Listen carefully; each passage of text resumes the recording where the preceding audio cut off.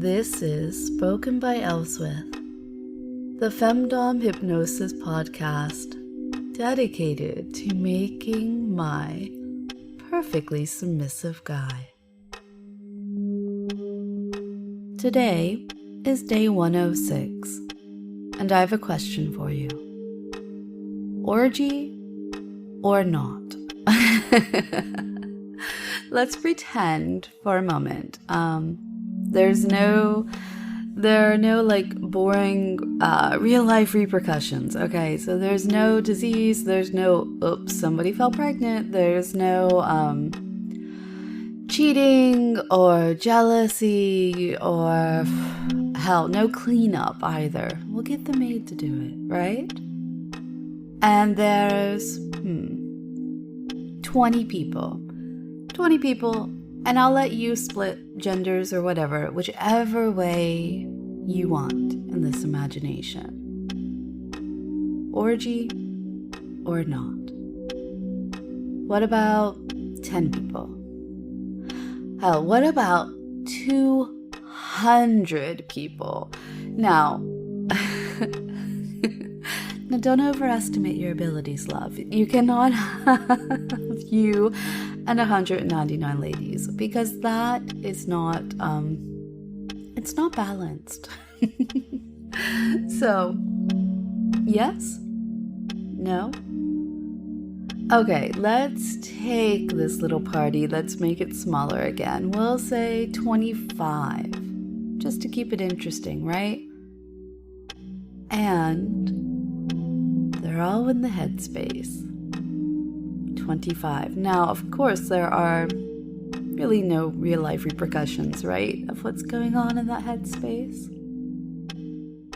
You can make the room whatever you want to make it. You can go full on Witcher scene of Orgy.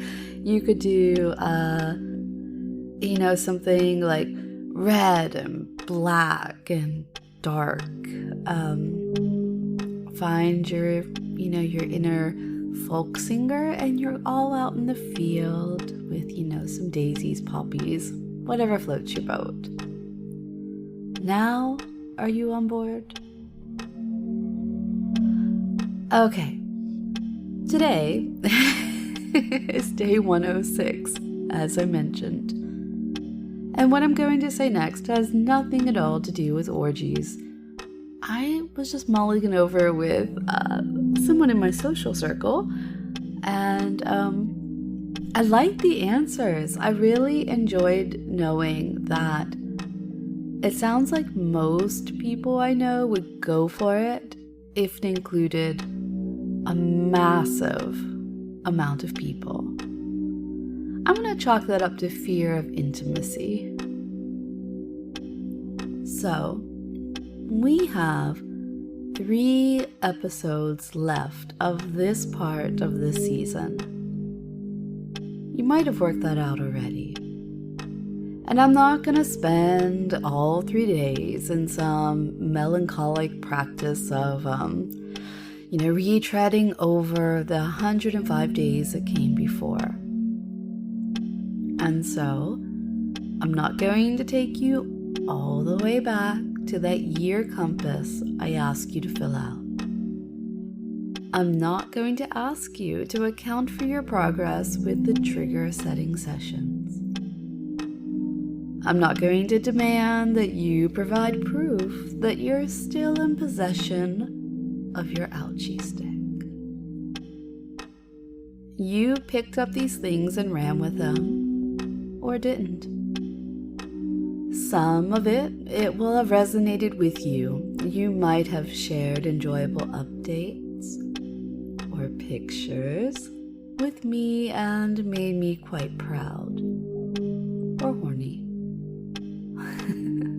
For me, it was most important that I had a partner in you. Companion that explored with me and kept an open mind.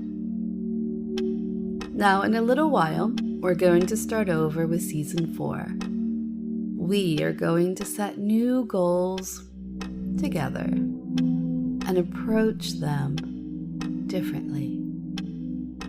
We're going to have a lot of fun. We're going to learn some new things about each other.